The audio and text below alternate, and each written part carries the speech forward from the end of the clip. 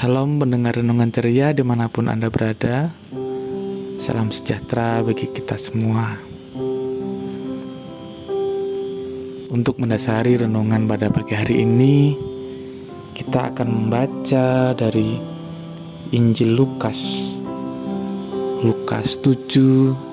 ayat yang ke-11 sampai yang ke-17.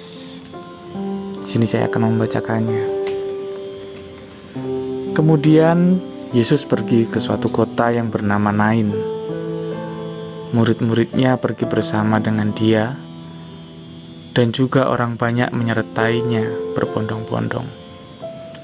Setelah ia dekat pintu gerbang kota, ada orang mati diusung keluar, anak laki-laki, anak tunggal ibunya yang sudah janda, dan banyak orang dari kota itu menyertai janda itu. Dan ketika Tuhan melihat janda itu, tergeraklah hatinya oleh belas kasihan. Lalu ia berkata kepadanya, "Jangan menangis." Sambil menghampiri usungan itu, ia menyentuhnya. Dan sedang para pengusung berhenti, ia berkata, "Hai anak muda, aku berkata kepadamu, bangkitlah." Maka bangunlah orang itu dan duduk dan mulai berkata-kata. Dan Yesus menyerahkannya kepada ibunya. Semua orang itu ketakutan dan mereka memuliakan Allah sambil berkata, "Seorang nabi besar telah muncul di tengah-tengah kita, dan Allah telah melawat umatnya." Maka tersiarlah kabar tentang Yesus di seluruh Yudea dan di seluruh daerah sekitarnya. Demikian firman Tuhan. Berbahagialah setiap kita yang mau mendengarkan firman Tuhan, merenungkan dan menerapkannya dalam kehidupan sehari-hari. Para pendengar sekalian, perenungan tema pada pagi hari ini, saya beri tema, perkenankanlah Allah hadir dalam setiap pengalaman hidup kita.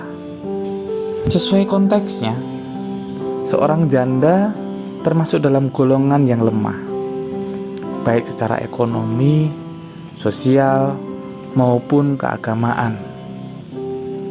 Maka perikop hari ini memberi gambaran yang jelas bagaimana situasi janda dalam kisah ini. Janda itu menjadi semakin lemah karena harapan satu-satunya untuk masa depan sudah hilang dengan kematian anak laki-laki tunggalnya. Bisa jadi janda itu sudah sampai pada titik tanpa harapan, kehancuran luka dalam. Yesus yang datang mengubah segalanya. Janda itu menjadi tersapa oleh kasih Allah. Yesus di hadapan orang banyak menampakkan kuasanya atas kematian. Dengan kata-kata yang penuh kuasa, Yesus memberi perintah kepada anak yang sudah meninggal itu supaya bangkit.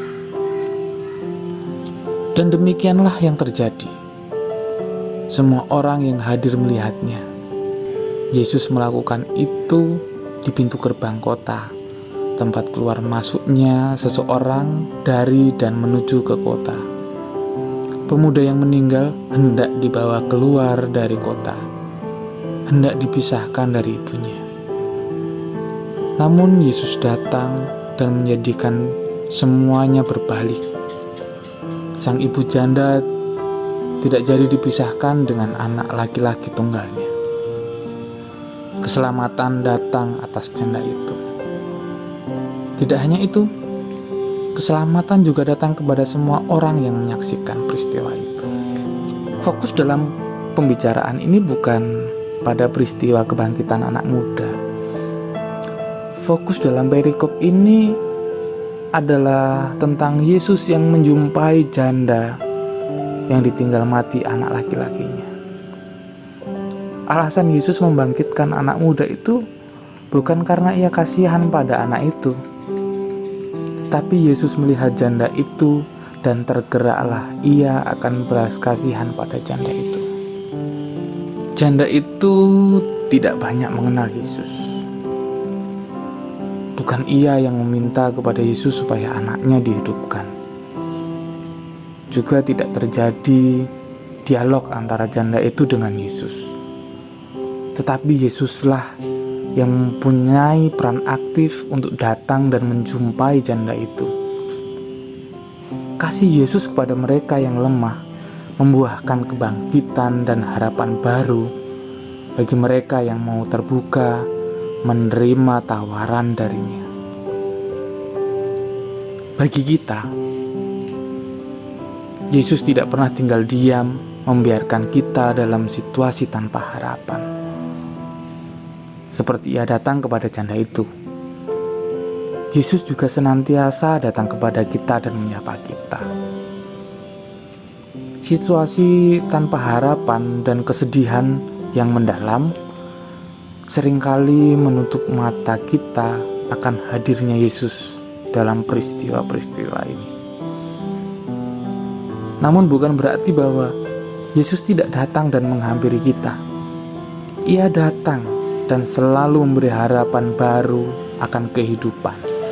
Apa yang perlu kita lakukan ketika dalam titik lemah adalah menerima pengalaman itu, namun juga sekaligus memperkenankan Allah hadir dalam pengalaman itu.